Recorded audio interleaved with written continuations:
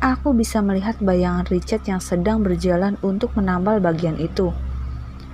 Tapi tiba-tiba dia seperti setengah berlari dan melempar lakban ke dalam tenda.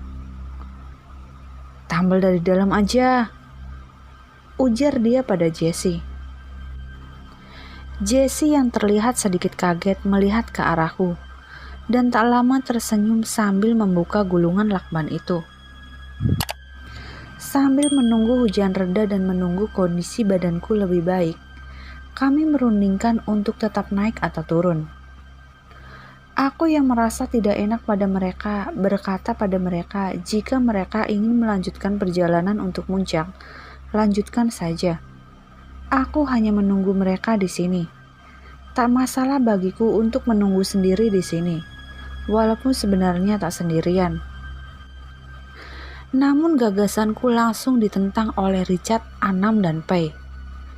Richard dan Jessie lebih memilih turun, sedang Wilan dan Paras tetap ingin melanjutkan perjalanan. "Kita bisa naik barengan sama rombongan yang tadi naik," kata Wilan. Memang benar, beberapa waktu yang lalu ada rombongan pendaki yang kebetulan naik dan turun lewat jalur ini. Jika mengejar rombongan pendaki yang baru saja naik, pasti akan kekejar. Namun sepertinya Denny ragu-ragu untuk mengikuti rombongan itu, karena akhirnya dia juga memilih untuk turun. "Emang berapa lama lagi Den buat sampai ke pos berikutnya?" tanyaku pada Denny yang ingin keluar tenda. Kata Andri, "Paling lama setengah jam, Mbak," jawabnya sambil keluar tenda. "Kalau kalian masih mau lanjut ya nggak apa-apa. Gue di sini aja sendiri," kataku pada Jessie, Wilan, dan Paras yang ada di dalam tenda. "Tahu gini mah, tadi aja jalan duluan sama pendaki yang naik barusan," kata Wilan sambil melihat keluar tenda tanpa tahu Jessie sedang menatapnya dengan rasa tidak percaya dan kesal. "Anak-anak udah setuju turun, Bu.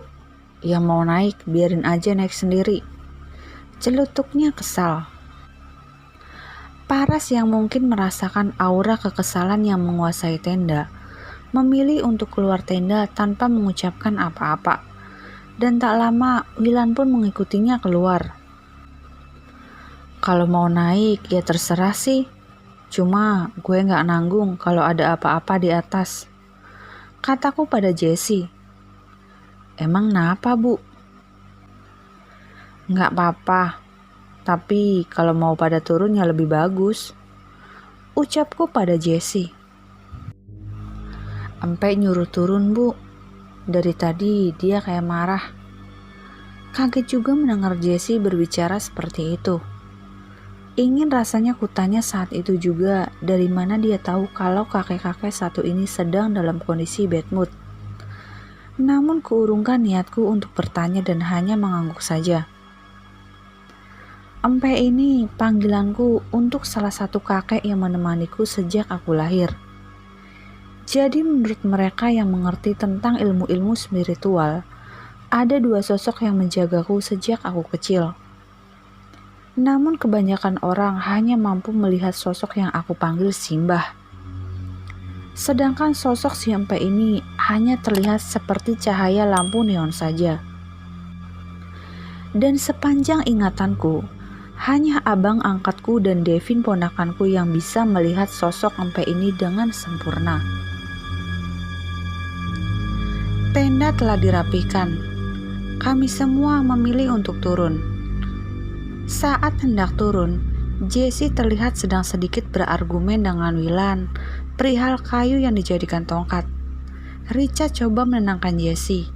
Jessie yang sudah kepalang kesal langsung mengambil kayu yang dia pakai saat naik tadi dari Wilan dengan sedikit menariknya dan langsung berjalan menghampiriku. "Ayo Bu, kita jalan," ucapnya dengan raut wajah yang masih kesal. Aku mengikutinya disusul Anam, Pei, dan yang lainnya. Kami melewati lagi trek yang kami lalui saat naik tadi. Tapi entah mengapa, Aku merasa perjalanan turun ini jauh lebih cepat dibanding saat kami naik tadi. Bahkan seingatku, kami tidak istirahat sama sekali. Dalam perjalanan turun ini pun, si cantik masih mengikutiku. Bedanya kali ini dia hanya diam. Di pos 1, kami kembali bertemu dengan pendaki yang melewati kami di pos 2. Mereka sedang asik ngobrol sambil menyeruput minuman hangat. Setelah para pria bertegur sapa, kami pun menjalankan aktivitas masing-masing. Hanya saja kami sedikit terusik dengan cara bicara 2 orang dari kelompok mereka. Sepanjang obrolan mereka, kerap kali aku dengar nama-nama binatang atau kata-kata kasar keluar dari kedua orang itu. Bukan bermaksud menguping, tapi ya mereka sendiri berbicara dengan suara yang cukup keras, yang membuat siapapun yang ada di pos kecil itu pasti bisa mendengar omongan dari mereka. "Mbak nih kompasnya rusak," kata Anam tiba-tiba. "Rusak gimana? Orang kompas baru dipakai kok," jawabku bingung. "Mas Anam salah kiblat kali mbak. Tadi pas sholat diteriakin sama bapak-bapak, kayaknya sih petani," celetuk Oki. "Lah kok bisa? Terus gimana?" tanyaku. "Iya, ini gara-gara kompas. Karena udah tanggung, ya dilanjutin sholatnya," ujar Anam. "Emang harusnya kiblatnya kemana?" tanyaku, dan dijawab Oki dengan menggerakkan tangannya menunjuk arah kiblatnya. "Lah, ini bener. Mas Anam aja kali yang gak ngerti pakainya," kataku setelah mengecek arah barat di kompas sudah sesuai dengan arah yang ditunjuk Oki dengan tangannya. "Lah, tadi arah baratnya gak ke situ, ke arah sana," sanggah Anam sambil menunjuk arah selatan.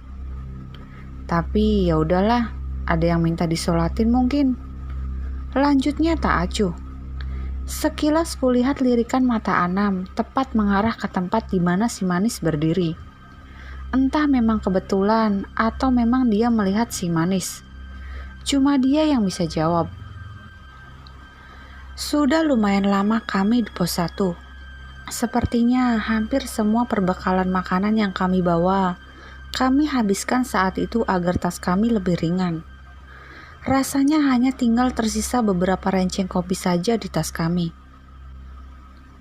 Saat hendak membereskan perlengkapan kami untuk melanjutkan perjalanan, Oki berkata, "Turunnya nanggung kalau sekarang. Ntar aja habis maghrib." "Nggak kemalaman ntar," kata P. "Nggak lah, lagian kan headlampnya jadi bisa kepake. Sayang kan udah beli," jawab Oki sambil nyengir. "Iya juga sih," timpal Richard sambil tertawa. Setelah sholat maghrib, kami pun melanjutkan perjalanan kami.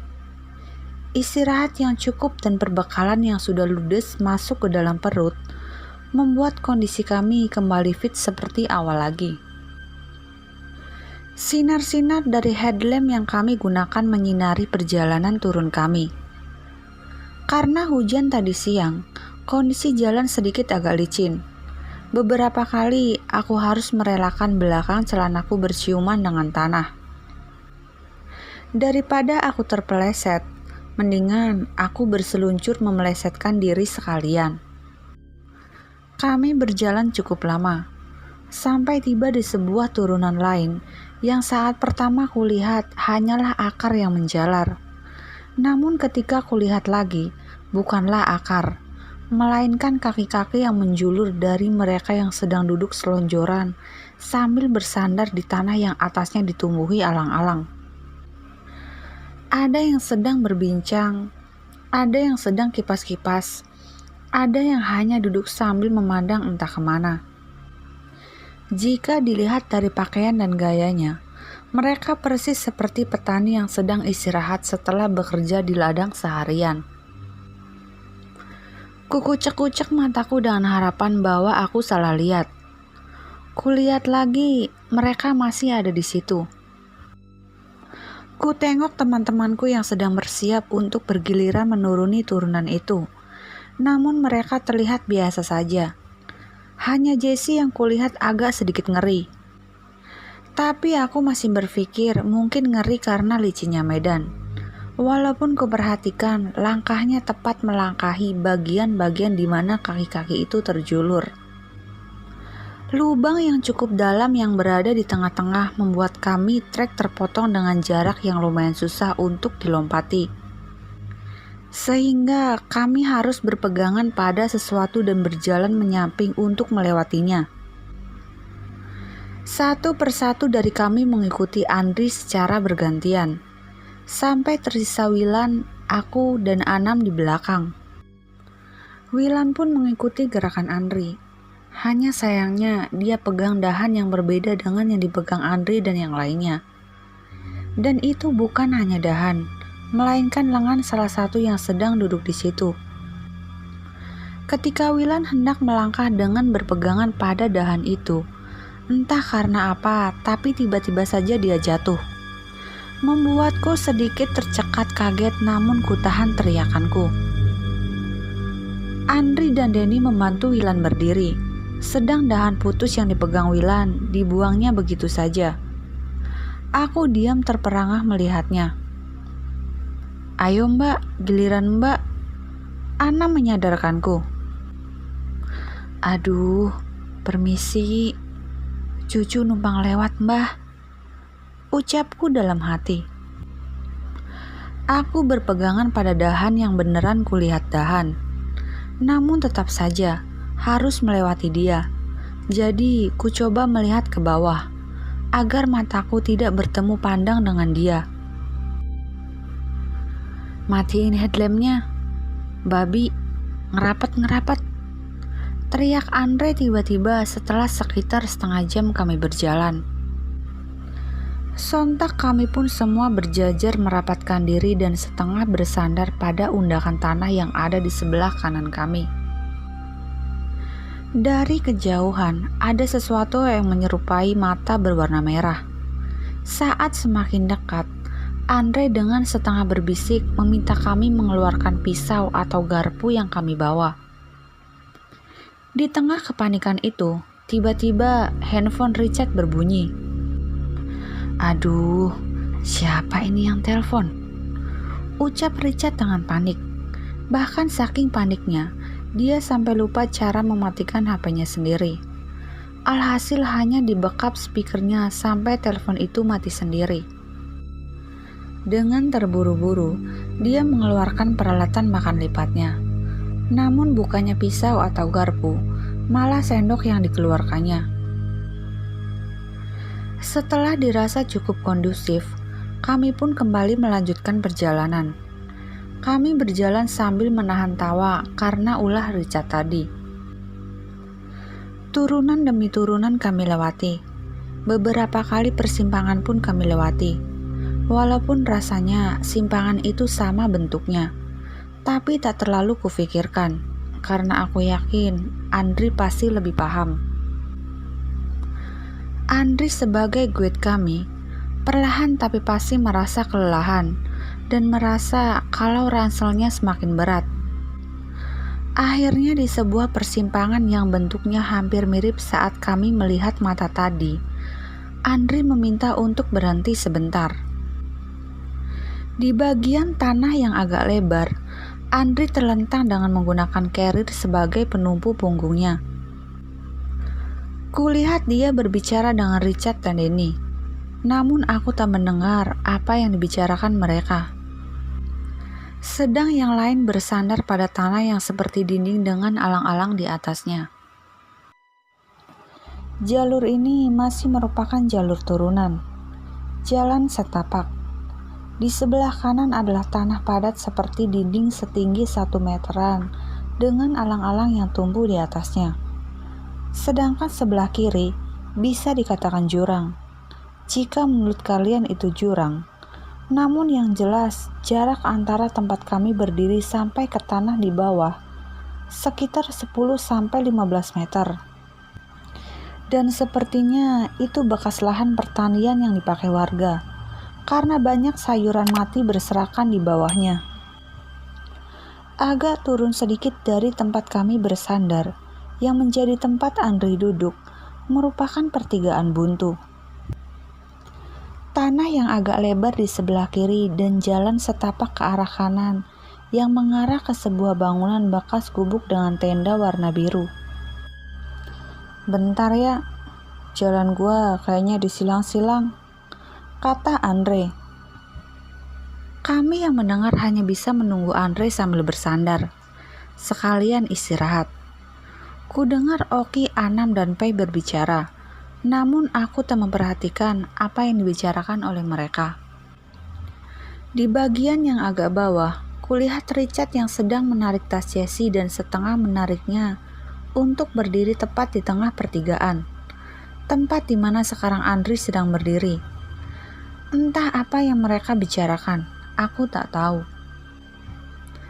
Sambil menunggu, aku melihat ke sekelilingku.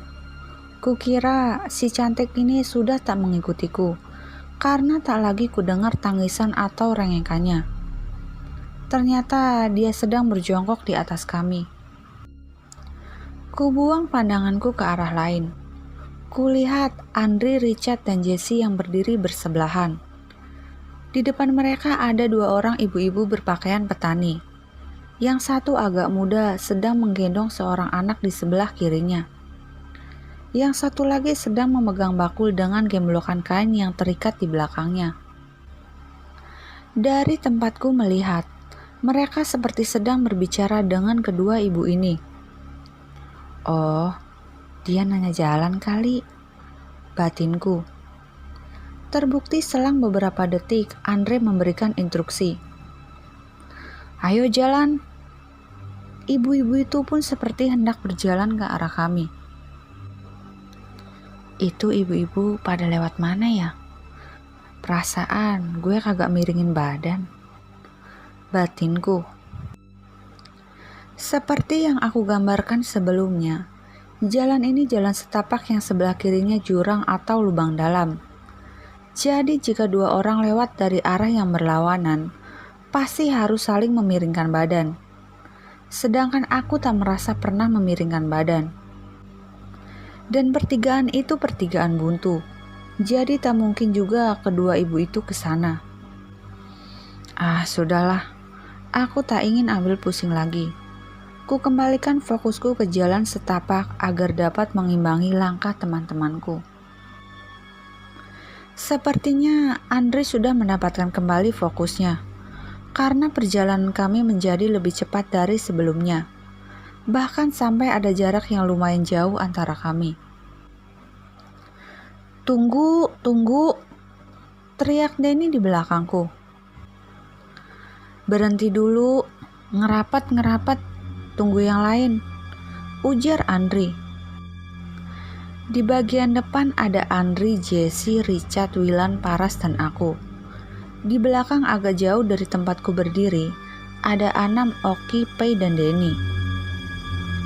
"Kenapa, Den?" tanya Pei. "Headlampnya mati, gua kagak kelihatan jalan." "Coba lihat," ujar Pei memberikan senter pada Denny dan membuka tempat baterai headlamp Denny, mencoba mengganti baterainya. Saat Pei sedang mencoba mengganti baterai, Oki menunggu mereka dengan jarak beberapa langkah di depan. Oki mendengar sebuah suara. Suara itu terdengar seperti suara nafas yang berat. Tak hanya sekali didengarnya. Bulu kudu Oki meremang dan membuatnya ingin buru-buru pergi. "Den, senterin dong." Pei tak sengaja menjatuhkan baterainya. Pei memungkuk untuk mencarinya. Namun saat kepalanya tepat di antara kedua kakinya, dilihatnya kuntilanak sedang terbang sambil menyeringai ke arah mereka, seolah-olah sedang mengejar mereka. "Ayo, lanjut buruan. Pai setengah mendesak untuk langsung beranjak dari situ. Di saat yang bersamaan dengan kejadian itu, aku yang sedang menunggu mereka melihat-lihat ke sekelilingku. Pandanganku berhenti saat sinar headlampku melihat ada seorang bapak-bapak. Bapak itu menggunakan baju kemeja putih yang dikancingkan sampai ke kerah. Rambutnya yang berwarna hitam dan abu-abu itu disisir rapi ke belakang, dan dia memegang sepeda ontel di sebelah kanannya. Dia tersenyum padaku, dan aku pun tersenyum padanya. "Mas, kita Al-Fatihaan yuk," ujar Oki pada Ana mengalihkan perhatianku. Tak lama, Andre meminta kami untuk melanjutkan perjalanan lagi. Sambil berjalan, pikiranku terus saja melayang ke bapak yang baru saja kutemui. Bapak-bapak di kebun kopi, bawa sepeda ontel, gak bawa senter. Keren juga, batinku. Entah itu beneran bapak-bapak atau itu sama seperti mereka yang duduk di turunan sebelumnya. Sudahlah, tak kupusingkan lagi. Toh sudah lewat ini kebunan kopi yang lebih mirip hutan itu, dan sudah terlihat perumahan penduduk. "Weh, Hun," ucap Richard kaget karena Jessie tiba-tiba saja menjadi lemas.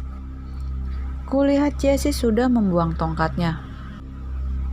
Dia membuangnya di tempat di mana dia mengambilnya. Kulihat sekitarnya tak jauh dari tempat itu ada beberapa makam. Sepertinya makam keluarga milik penduduk setempat. Jessie dipapah Richard selama sisa perjalanan itu, yang untungnya sudah tidak jauh lagi. Jam 10 lebih sedikit, kami sampai di tempat emak dan abah lagi. Emak dan abah yang melihat kondisi Jessie meminta kami untuk membawa Jessie ke bagian dalam warung. Yang baru kami tahu, ternyata disitulah emak dan abah biasa tidur. Abah menggelar tikar dan menaruh bantal agar Jessie bisa tidur. Emak mengambilkan selimut untuk menyelimuti Jessie. Richard memijat kaki Jessie sambil menanyakan kondisi pujaan hatinya itu. Tiba-tiba aku teringat sapu tangan yang selama ini aku bawa. Sapu tangan itu sapu tangan yang diberikan oleh abang angkatku. Sapu tangan hitam dengan bordiran namaku dan berbordirkan berbagai asmaul husna. Sapu tangan yang selalu kubawa setiap kali aku bepergian jauh. Ku ambil sapu tangan itu dan menaruhnya di bawah bantal Jessie. "Jaga-jaga aja, takut ada yang lain yang kececer," ucapku pada Jessie. Jessie tersenyum sambil menunjuk ke arahku. "Udah pergi," kataku. Sepertinya Jessie melihat saat si manis ini memelukku dan tiba-tiba menghilang. Tapi aku tak yakin. Sementara Richard sedang berbicara dengan emak. Abah melihatku dengan senyum yang tak kupahami dan beranjak keluar. Saat itu baru kutanya ke Jessie. Dia juga melihat si manis sepanjang jalan, tapi tak bisa mendekat padaku. Menurut Jessie, ada beberapa kali dia mencoba untuk masuk, namun dihalangi empek. Itulah sebabnya mukaku selalu berubah tiba-tiba menjadi merah. Jessie sendiri tidak melihat si empek. Dia hanya tahu kalau itu si empek, berdasarkan beberapa kejadian yang pernah kami alami. Jadi dia hanya mengamati mukaku dan gaya bicaraku. Cuma saat dia bilang si cantik memelukku saja, sudah cukup meninggalkan pertanyaan di kepalaku. Kenapa jadi peka begini nih anak? Kami menceritakan tentang pendakian kami kepada si Abah. Sampai akhirnya malam pun semakin larut. Satu persatu teman-temanku akhirnya beristirahat. Emak pun pamit untuk tidur. Richard masih menemani Jessie. dan aku masih asik ngobrol dengan Abah. Abah bilang padaku, rombongan kalian disayang sama yang di atas. Jarang ada pendaki yang bisa lihat. Sejenis macan tapi bermata tiga. Saya lupa Abah menyebutnya apa.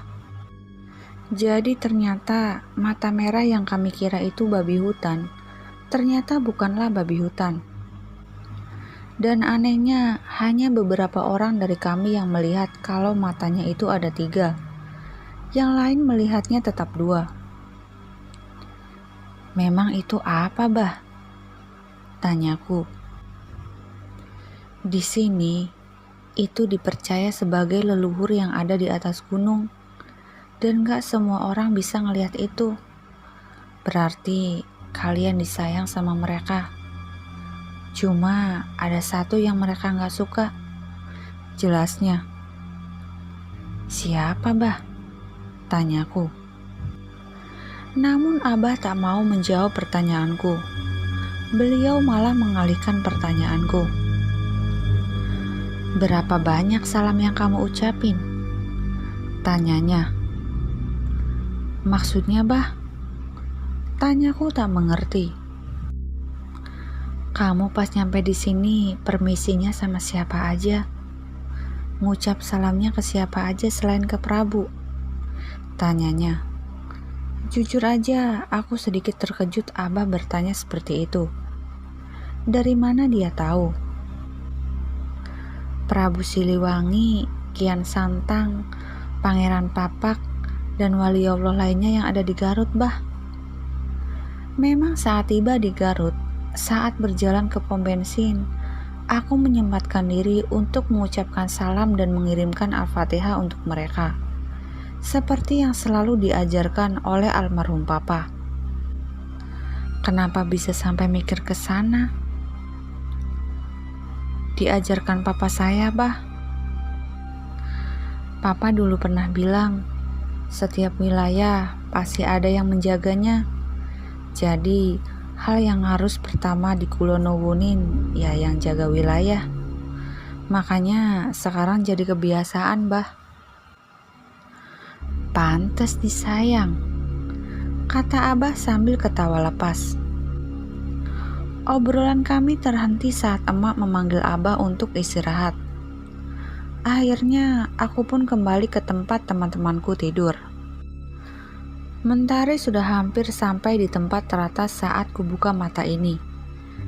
Jam menunjukkan pukul 10:45 pagi. Ingin rasanya ku bejamkan mata ini lagi. Hanya saja aku malu pada koko ayamnya Abah yang sedang asik mematuki tanah di halaman. Akhirnya kupaksakan untuk duduk. Kulihat teman-temanku sudah pada asik di warung. Dengan mata masih meremelek, kuhampiri mereka. Neng, kopinya 1. Ujarku pada Jessie yang sedang membantu emak menggoreng tempe dan sudah terlihat lebih baik. Minum air dulu sono, langsung ngopi, kata Jessie. Aku hanya menjulurkan tanganku sambil meringkuk di bangku depan pintu warung. Hun, ambilin dulu itu air putih, ujar Richard.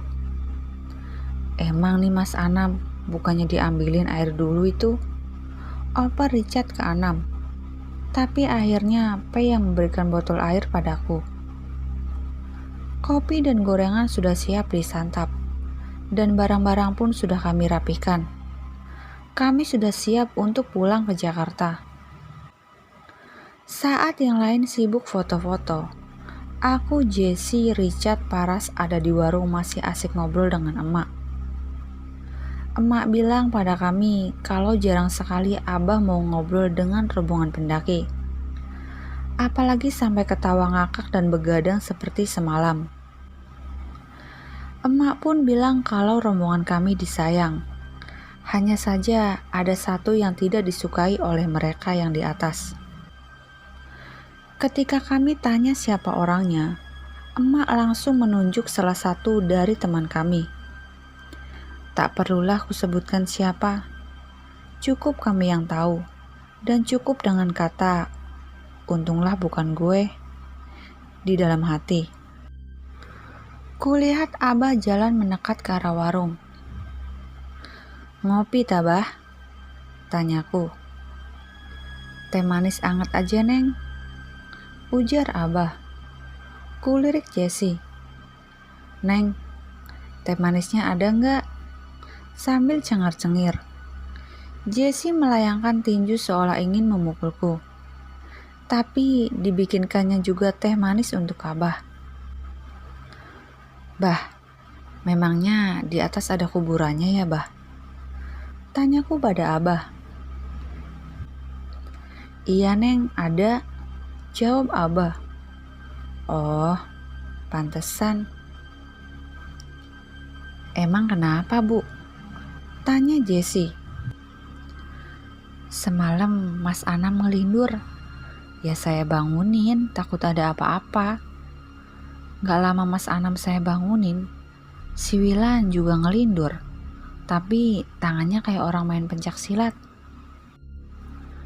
Mas Anam emang sama Wilan kenapa, Bu? Si Mas Anam ngimpi di atas ada 5 kuburan berjejer. Terus dia baca doa kayak orang lagi ziarah aja. Kalau si Wilan kagak tahu dah. Cuma gue bangunin doang. Males nanya-nanya. Lanjutku dan diakhiri dengan cengiran kuda. Iya, di atas ada kuburan, Neng. Tapi misah-misah, gak berjajar 5. Di dekat pos berapa itu ada makam suami istri. Di pos lainnya sama di puncak juga ada. Lanjut Abah. Apa jangan-jangan itu kakek nenek yang ada di mimpi gue ya? Batinku saat Abah bilang ada makam suami istri di atas sana. Tapi ya sudahlah. Yang perlu ku ingat hanya pesan dari mereka saja. Pesan yang diberikan dalam canda dan tawa singkat di mimpiku. Tentang siapa dan apa mereka tak jadi masalah untukku. Oh, sama itu, Bah. Emang di atas ada air terjun, Bah? Tanyaku lagi. Namun kali ini Abah hanya tersenyum saja dan berjalan menjauh dari warung tanpa menjawab pertanyaanku. Air terjun apaan, Bu? Tanya Jessie saat kami berpandangan, bingung dengan arti senyum Abah. Di salah satu slide yang dikasih lihat itu cewek, ada air terjunnya. Kataku yang hanya bisa memandang keluar halaman. Singkat cerita, akhirnya pick up yang menjemput kami untuk ke terminal pun datang. Tiba waktunya kami untuk pulang ke Jakarta berpamitan dengan Abah dan Emak. Betapa besar rasa terima kasihku pada Emak dan Abah atas semua keramahan dan perhatian mereka selama kami di sini. Jika kalian ingin berbagi cerita kepada kami, silahkan DM ke Instagram atau email kami yang ada di kolom deskripsi. Sekian dan terima kasih. Salam dari kami, keluarga pendaki.